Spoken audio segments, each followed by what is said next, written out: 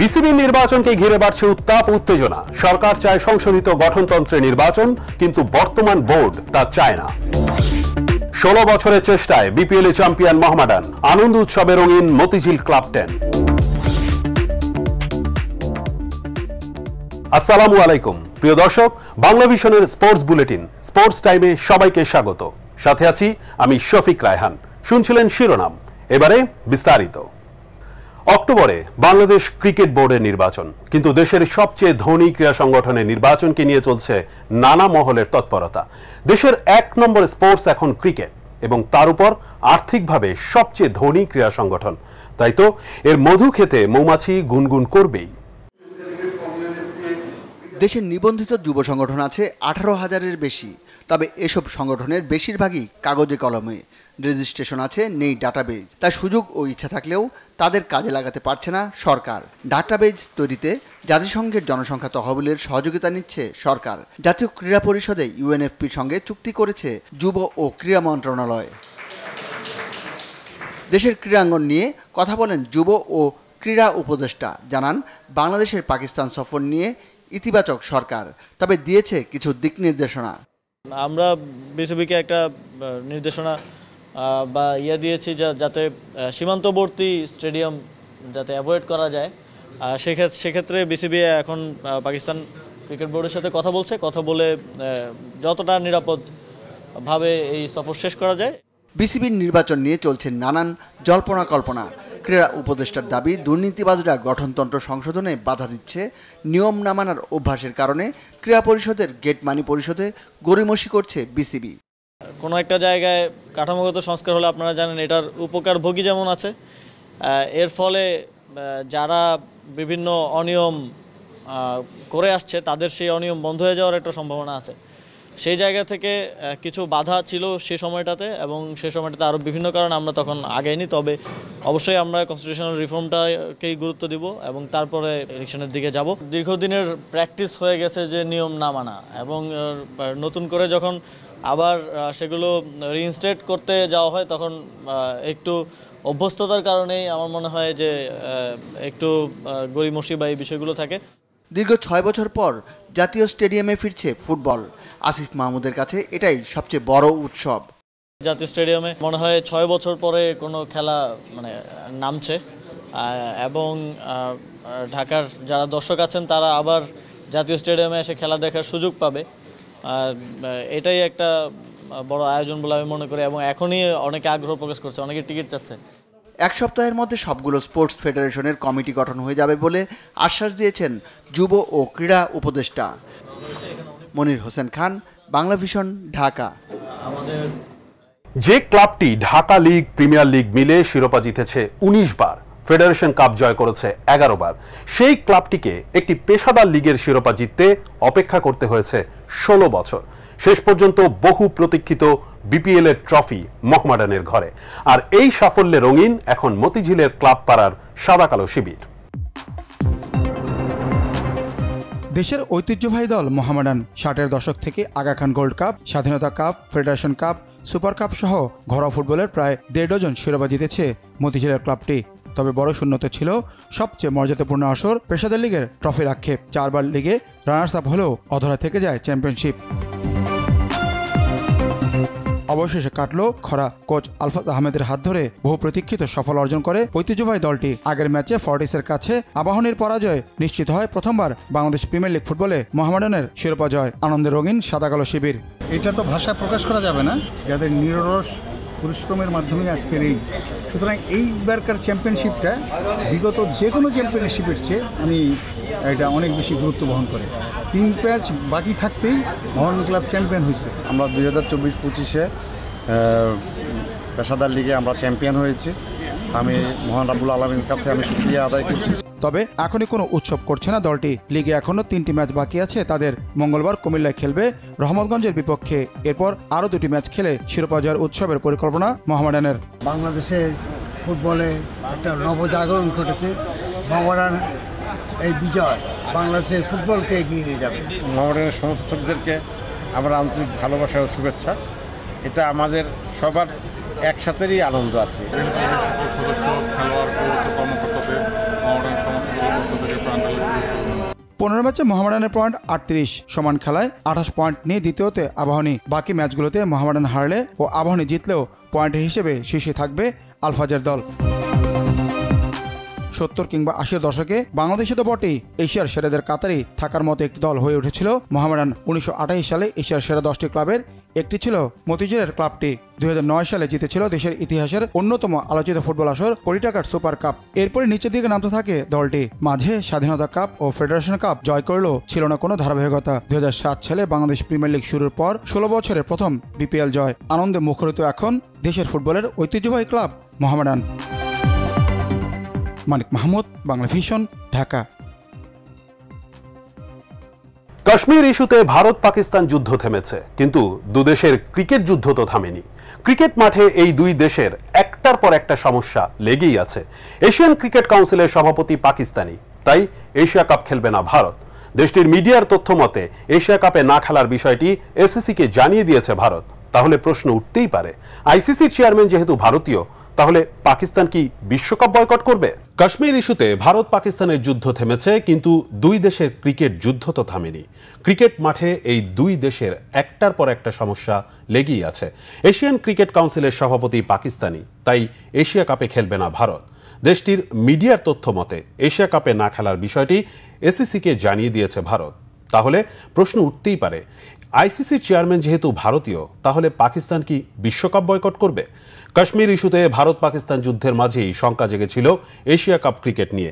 আন্তর্জাতিক ক্রিকেটে আর কোনো পর্যায়ে পাকিস্তানের মুখোমুখি হবে না ভারত, এমন খবর প্রচার করে দেশটির মিডিয়া। শেষ পর্যন্ত সে শঙ্কাটাই যেন সত্য হতে চলেছে। এশিয়া কাপে না খেলার সিদ্ধান্ত নিতে যাচ্ছে ভারত। ইন্ডিয়ান এক্সপ্রেসকে জানিয়েছে, আনুষ্ঠানিকভাবে নাম প্রত্যাহার করে নিতে এশিয়ান ক্রিকেট কাউন্সিলকে জানিয়েছে বিসিসিআই।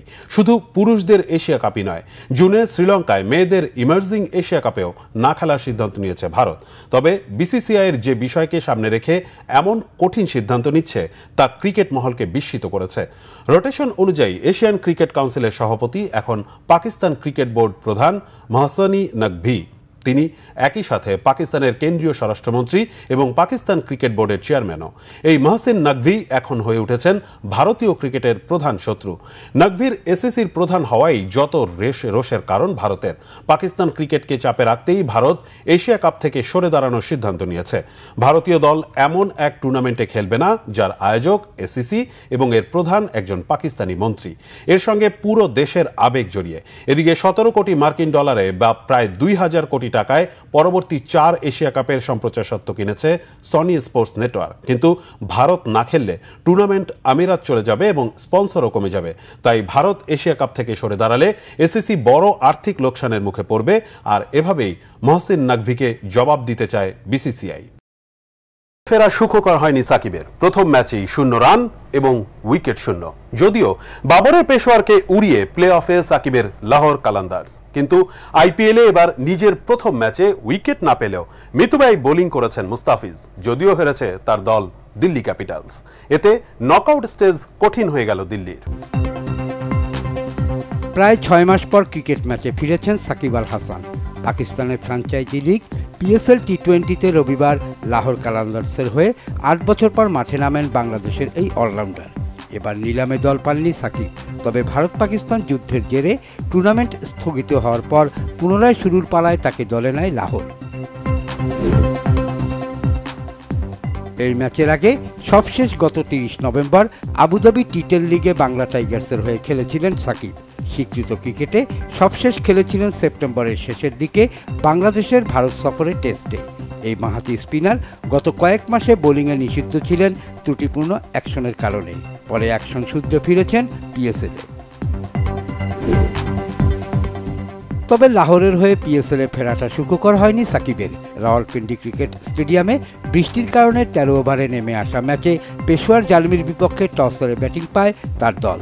ওপেনার ফখর জামান ছাড়া আর কেউ ভালো করতে পারেননি। ফখরের 36 বলে 60 রানে 8 উইকেটে 149 রানের স্কোর পায় শাহিন শাহ আফ্রিদির দল। সাকিব তার সাবেক দলের বিপক্ষে 7 নম্বরে ব্যাটিংয়ে নামেন। ইনিংসের 11 ওভারে পেসার আহমেদ দানিয়ালের লেগ স্টাম্পের বাইরে পিচ করা বলটিতে শট খেলার চেষ্টায় ব্যর্থ হন সাকিব। ওয়াইড হয় বলটি। পরের বলেও ব্যাট ছোঁয়াতে পারেননি। স্লোয়ার বল ছোবল দেয় মিডল স্টাম্পে। বল হাতেও হতাশ করেন বাংলাদেশের অলরাউন্ডার। 2 ওভারে 2 ছক্কা হজম করে 18 রান দেন সাকিব, থাকেন উইকেট শূন্য। তবে 2 পেসার সালমান মির্জার 4 ও শাহিন শাহ আফ্রিদির 2 উইকেট শিকারে 8 উইকেটে 123 রানে শেষ হয় পেশোয়ারের ইনিংস। 26 রানের জয়ে আফ্রিদির লাহোর 10 ম্যাচে 11 পয়েন্ট নিয়ে প্লে অফে জায়গা নিশ্চিত করে ফেলে। একই দিনে ভারতের ফ্র্যাঞ্চাইজি ক্রিকেট লিগ IPL টি-20তে মৌসুমে নিজের প্রথম ম্যাচ খেলেন মুস্তাফিজুর রহমান। গত নভেম্বরে মেগা নিলামে দল না পাওয়া বাংলাদেশের এই বাঁহাতি পেসারের দুয়ার খুলে যায় ভারত পাকিস্তান যুদ্ধের জেরে টুর্নামেন্ট 1 সপ্তাহের জন্য স্থগিত হলে মুস্তাফিজকে 6 কোটি রুপিতে দলে নেয় দিল্লি ক্যাপিটালস। সংযুক্ত আরব আমিরাতের বিপক্ষে টি-20 সিরিজ খেলতে বাংলাদেশ দলের দেশ ছাড়ার দিন চমক হয়ে আসে IPL-এ তার দল পাওয়ার খবর। অবশ্য আসলে নিজের প্রথম ম্যাচে তেমন প্রভাব রাখতে পারেননি মুস্তাফিজ। দিল্লির অরুণ জেটলি স্টেডিয়ামে 201 রানের টার্গেটে ব্যাটিংয়ে নামা গুজরাট টাইটান্সের বিপক্ষে পাওয়ার প্লেতে চমৎকার বোলিংয়ে রানের স্রোতে বাঁধ দেন এই পেসার। ইনিংসের 4র্থ ওভারে 6 রান দেওয়া মুস্তাফিজ 6ষ্ঠ ওভারে 7 রান খরচ করেন। এরপর 16তম ওভারে ফের বোলিংয়ে ফিরে 11 রান দেন। 3 ওভারে 24 রান দিয়ে উইকেট শূন্য মুস্তাফিজের বোলিং ফিগারটাই দলের পক্ষে সেরা ছিল। সাই সুদর্শনের 61 বলে 108 ও শুভমান গিলের 53 বলে 93 রানের অপরাজিত ইনিংসে আসলে প্রথমবার 10 উইকেটে জয়োৎসব করে প্লে অফে যাওয়া গুজরাট। এই হারে দিল্লির 2 ম্যাচ হাতে রেখে শঙ্কায় পড়ল প্লে অফে খেলা। IPL-এ এখন পর্যন্ত 5টি দলের হয়ে খেলেছেন মুস্তাফিজ। নিজের প্রথম আসর 2016 সালে সানরাইজার্স হায়দ্রাবাদের হয়ে শিরোপা জেতা এই পেসার পরের বছরও খেলেন ওই ফ্র্যাঞ্চাইজির হয়ে। এরপর মুম্বাই ইন্ডিয়ান্সের হয়ে 1 আসরে খেলার পর যোগ দেন রাজস্থান রয়্যালসে। সেখানেও 1 মৌসুমের বেশি খেলতে পারেননি। পরে 2টি বছর তাকে খেলায় দিল্লি। 2024 সালে চেন্নাই সুপার কিংসের হয়ে খেলার পর এবার ফের দিল্লিতে ফিরলেন মুস্তাফিজ। আসরে 58 ম্যাচ খেলে উইকেট তার 61টি। শহীদ খান, বাংলা ভিশন স্পোর্টস ডেস্ক। এবার পাকিস্তান সুপার লিগে মেহেদী হাসান মিরাজ টেস্ট ক্রিকেটে দ্বিতীয় সেরা, ওয়ানডেতে 4র্থ সেরা এই অলরাউন্ডার টাইগারদের টি-20 দলে ব্রত। ফলে এই ফরম্যাটে 72তম স্থানে থেকেই লড়তে হচ্ছে মিরাজ দ্য চ্যাম্পিয়নকে। পাকিস্তান সুপার লিগ লাহোর কালান্দার্সের হয়ে বাকি ম্যাচগুলো খেলার আমন্ত্রণ পেয়েছেন দেশের ক্রিকেটে সময়ের সেরা অলরাউন্ডার মেহেদী হাসান মিরাজ। বিসিবিও দ্রুতই তার ছাড়পত্র অনুমোদন করেছে। ফলে লাহোর কালান্দার্সে সাকিব আল হাসান এবং শাহিন শাহ আফ্রিদির টিমমেট হতে আর বাধা নেই মিরাজের। বাংলাদেশ জাতীয় টি-20 দলে নিয়মিত সুযোগ না পেলেও টেস্টে এখন দ্বিতীয় সেরা এবং ওয়ানডেতে 4র্থ সেরা অলরাউন্ডার মিরাজ। গত মাসে টেস্টে ICCর best cricketer of the month হয়েছেন মিরাজ। জিম্বাবুয়ের বিপক্ষে 2 টেস্টে দারুণ পারফর্ম করেছেন। টেস্ট সিরিজে 15 উইকেটের পাশাপাশি সেঞ্চুরিও করেছেন। বিশেষ করে চট্টগ্রামে দ্বিতীয় টেস্টে সেঞ্চুরি এবং ইনিংসে 5 উইকেট নিয়ে দলকে শুধু জয় উপহারই দেননি, তার ওই সাফল্যে 1-1 ব্যবধানে সিরিজ ড্র করে মুখ রক্ষা করেছে টাইগাররা। ওই সিরিজেই টেস্টে 200 উইকেট এবং 2000 রান পূর্ণ করে অনন্য ডাবলস ক্লাবের গর্বিত সদস্য হয়েছেন মিরাজ। জিম্বাবুয়ের অলরাউন্ডার সিকান্দার রাজার স্থানে মিরাজকে দলে নিয়েছে লাহোর। ইতিমধ্যেই প্লে অফ পর্বে খেলার যোগ্যতা অর্জন করেছে লাহোর কালান্দার্স। নিজের অলরাউন্ড পারফরমেন্সে লাহোরকে আরও শক্তিশালী দল হয়ে উঠতে সাহায্য করতে চান মিরাজ এবং আলো ছড়াতে চান দ্য লিটল জিনিয়াস। নতুন এক পালক যোগ হলো লিওনেল মেসির মুকুটে। ফুটবল পরিসংখ্যান ও ইতিহাস ভিত্তিক আন্তর্জাতিক সংস্থা IFFHS এর বিবেচনায় ইতিহাসের সেরা ফুটবলার নির্বাচিত হয়েছেন আর্জেন্টাইন অধিনায়ক মেসি। ক্লাব, জাতীয় দলের সকল পরিসংখ্যান, তথ্য উপাত্ত বিশ্লেষণে এই লড়াইয়ে দ্য গ্রেট পেলে দ্বিতীয় এবং দিয়াগো ম্যারাডোনাকে তৃতীয় স্থানে রেখেছেন IFFHS। দ্য গ্রেট পেলে বা দিয়াগো ম্যারাডোনা নয়, ফুটবল ইতিহাসে সেরা খেলোয়াড়ের মুকুট উঠেছে লিওনেল মেসির মাথায়। ফুটবল পরিসংখ্যান ও ইতিহাস ভিত্তিক আন্তর্জাতিক সংস্থা IFFHS এর ভোটে ইতিহাসের সেরা ফুটবলার নির্বাচিত হয়েছেন আর্জেন্টাইন অধিনায়ক মেসি। বিশ্বজুড়ে তারকা ফুটবলারদের ব্যক্তিগত ও দলগত সাফল্যের বিস্তারিত পরিসংখ্যান পর্যালোচনা করে এই সেরা নির্ধারণ করেছে IFFHS। এই শ্রেষ্ঠত্ব নিরূপণে মেসির বার্সেলোনা, পিএসজি ও ইন্টার মায়ামির হয়ে পারফরমেন্স পর্যালোচনা এবং সাথে আর্জেন্টিনা সিনিয়র ও অনূর্ধ্ব 20 দলের হয়ে তার সকল অর্জন বিবেচনায় এনেছে IFFHS। শ্রেষ্ঠত্বের লড়াইয়ে দ্বিতীয় স্থানে আছেন ব্রাজিলিয়ান কিংবদন্তি পেলে, আর তৃতীয় স্থানে আছেন আর্জেন্টিনার বিশ্বকাপজয়ী মহাতারকা দিয়াগো ম্যারাডোনা। এই লড়াইয়ে চতুর্থ হয়েছেন ক্লাব ও আন্তর্জাতিক ফুটবলে সবচেয়ে বেশি গোল করা ক্রিস্টিয়ানো রোনালদো। পঞ্চম স্থানে ডাচ কিংবদন্তি ইয়োহান ক্রুইফ। ষষ্ঠ স্থানে 2002 সালে ব্রাজিলের শেষ বিশ্বকাপ জয়ের নায়ক রোনালদো নাজারিও। এরপরই সপ্তম স্থানে আছেন ফ্রান্সের প্রথম বিশ্বকাপ জয়ের নায়ক জিনেদিন জিদান। এরপর 8 থেকে 10 নম্বরে আছেন আরও 3 কিংবদন্তি, জার্মানির 1974 বিশ্বকাপ জয়ের নায়ক ফ্রাঙ্ক বেকেনবাওয়ার, বিশ্বকাপ না জেতা সবচেয়ে বড় তারকা আলফ্রেদো দি স্টেফানো এবং ব্রাজিলের আরেক কিংবদন্তি রোনালদিনহো। 2007 সালে শুরু পেশাদার লিগ বাংলাদেশ প্রিমিয়ার ফুটবল। দেশের ঘরোয়া আসরে এটি এখন সবচেয়ে মর্যাদাপূর্ণ আসর, যদিও এখনো পুরো পেশাদারিত্বের পথে হাঁটতে পারছে না এই লিগ। এর আগে ঢাকা লিগ ও প্রিমিয়ার লিগ ছিল দেশ সেরা ফুটবল আসর। বিপিএলে সবচেয়ে সফল দল ঢাকা আবাহনী। দলটি 6 বার লিগ জয় করেছে, 4 বার হয়েছে রানার্স আপ। দ্বিতীয় সফলতম দল বসুন্ধরা কিংস। তাদের ঝুলিতে বিপিএল এর 5টি শিরোপা। শেখ জামাল ধানমন্ডি ক্লাব এবার রাজনৈতিক কারণে হারিয়ে গেলেও তারাও 3 বার চ্যাম্পিয়ন এবং 3 বার রানার্স আপ হয়েছে। আরেক হারিয়ে যাওয়া ক্লাব শেখ রাসেল ক্রীড়া চক্র একবার জয় করেছে লিগ শিরোপা। সেখানে 16 বছর প্রতীক্ষার অবসান ঘটিয়ে এবার প্রথম লিগ জয় করেছে দেশের অন্যতম জনপ্রিয় ক্লাব মোহামেডান। ফুটবল দল, কোচ, কর্মকর্তা এবং এর সমর্থকদের অনেক অনেক অভিনন্দন জানিয়ে শেষ করছি বাংলা ভিশনের স্পোর্টস বুলেটিন স্পোর্টস টাইম।